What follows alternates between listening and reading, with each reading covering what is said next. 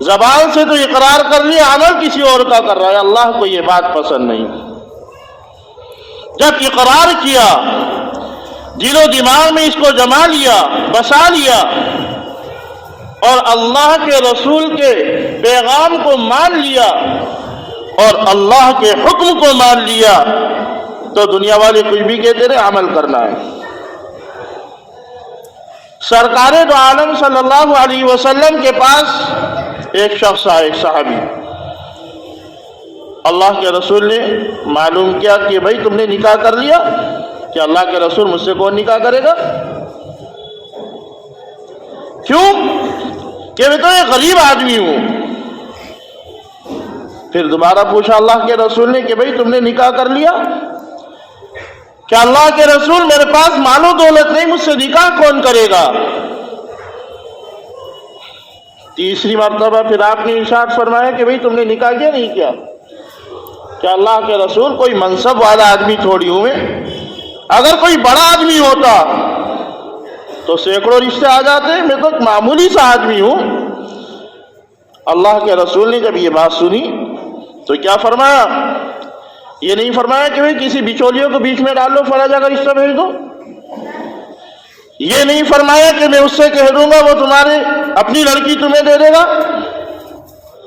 بلکہ اللہ کے رسول صلی اللہ علیہ وسلم نے ارشاد فرمایا کہ جاؤ فلاں کے گھر پر اور میرا سلام کہنا، اور کہنا کہ اللہ کے رسول نے ارشاد پیغام پہنچایا ہے کہ اپنی بیٹی کا نکاح مجھ سے کر دو۔ معمولی بات نہیں۔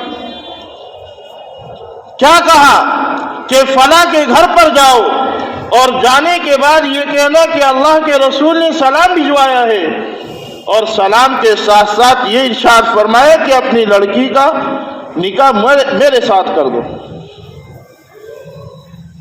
اب یہ پہنچے، دروازہ کھٹکھٹایا، اللہ کے رسول کا پیغام تھا، قبول کرنا نہ کرنا ان کا کام۔ پہنچے، دروازہ کھٹکھٹایا، آئے اندر سے۔ کیسے آنا ہوا؟ کہ اللہ کے رسول صلی اللہ علیہ وسلم نے آپ کو سلام کہلوایا۔ ایک ایمان والا اگر یہ سوچ لے، اور اللہ کے رسول کے صحابی جو اپنا جان اور مال اللہ کے رسول کے اشاروں پر قربان کر دے، جب معلوم ہوا کہ اللہ کے رسول کا سلام آیا ہے تو ایک گھر کے اندر خوشی کی لہر دوڑ گئی۔ معمولی چیز نہیں، کوئی بڑا آدمی کوئی پیغام بھیجے تو آدمی جب گھر میں جا کر کہتا ہے تو کتنا خوش ہوتے ہیں سب لوگ۔ وہاں تو اللہ کے رسول کا سلام آیا، کہا کہ اللہ کے رسول نے مجھے بھیجا ہے۔ پہلے تو سلام کہا گھر والوں کو، اور دوسری بات یہ کہی کہ اپنی لڑکی کا نکاح میرے ساتھ کر دو۔ کہا کہ ٹھیک ہے، لڑکی کا باپ تو ہوں میں، لیکن ماں سے مشورہ کر لوں۔ ٹھیک ہے، جب میاں بیوی نے آپس میں مشورہ کیا تو لڑکی نے سن لیا کہ اللہ کے رسول کا حکم آیا ہے، اور یہ دونوں سوچ و وچار میں فیصلہ کر رہے ہیں۔ تو اس زمانے کی لڑکیاں کہا کہ اذا قضى الله ورسوله امرا ان يكون لهم الخيار، جب اللہ کے رسول کا پیغام آیا ہے تمہیں سوچ و وچار کی ضرورت نہیں، وہ جانے اور اللہ کے رسول جانے، جو اللہ کے رسول کا حکم آیا اس پر تمہیں لبیک کہنا ہے۔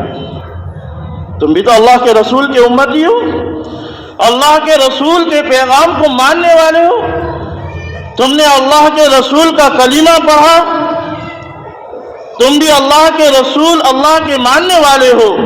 کہاں گئی تمہاری چیزیں، کہاں گئی تمہارے اندر کی باتیں کہ نہ انہوں نے تجارت کو دیکھا نہ لڑکے کو دیکھا اس طریقے سے، اور کہا کہ اذا قضى الله ورسوله امرا ان يكون لهم الخيار، کہ جب اللہ کے رسول کا پیغام آ گیا تو کیا کیا جائے؟ فوراً اس پر لبیک کہہ دی جائے، کر دی جائے شادی۔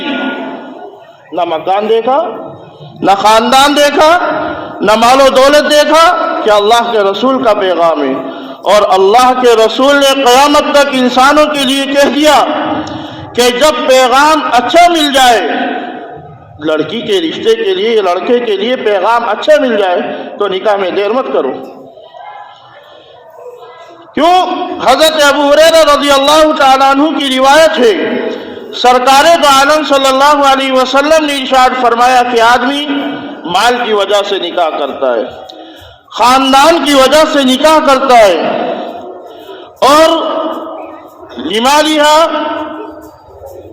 چار خصوصیت ہیں جن سے نکاح کرتا ہے: مال و دولت کی وجہ سے، خاندانی شرافت کی وجہ سے، عزت و جلال کی وجہ سے، اور دینداری کی وجہ سے. آپ نے ارشاد فرمایا کہ سب چیزیں چھوڑ دو، دینداری کو ترجیح دو. سب چیزیں چھوڑ دو، دینداری کو ترجیح دو. آج کس کو ترجیح دی جا رہی ہے؟ مال و دولت کو ترجیح دی جا رہی ہے. آج کس کو ترجیح دی جا رہی ہے کہ بھئی لوگوں کے کہنے کی وجہ سے اچھے اچھے رشتے چھوڑ دیے جاتے ہیں. بھئی فیصلے تو اللہ تعالیٰ نے کیے، اللہ تعالیٰ نے سب فیصلے آسمان پر کر دیے. جب کوئی اچھا رشتہ مل جائے شادی میں دیر نہ کی جائے. یہ ماحول حالات جو بگڑ رہے ہیں آج کل کے، اور اولاد گناہوں میں ملوث ہو رہی ہے، نئی نئی طریقے کی بیماریاں آ رہی ہیں. اللہ کے رسول نے ارشاد فرمایا کہ جب بچہ شادی کے قابل ہو جائے شادی کرو، چاہے لڑکی ہو یا لڑکا ہو. اب آدمی شادی کرے تو کیسے کرے؟ پہلے تو اس کو منگنی کرنی ہے، پھر اس کے بعد اس کو منڈا کرنا ہے، پھر اس کے بعد سینکڑوں کھانے کرنے. ابھی تو شادی تو بہت دور کی بات ہے. اللہ کے رسول نے کہ ارشاد فرمایا برکت والا نکاح کون سا ہے؟ ان اعظم النکاح برکۃ ایسرہ، سب سے خرچ جس میں سب سے کم ہوگا برکت والا نکاح وہی ہوگا. ہم اللہ کے رسول کے پیغام کو مان رہے ہیں. فرمایا کہ جس نے میری سنت سے اعراض کیا وہ مجھ سے نہیں ہے. ہم سب اللہ کے رسول کی سنتوں سے اعراض کرنے والے. نہ منڈا کہیں سے آیا، نہ منگنی کہیں سے آئی، نہ بارات کہیں سے آئی.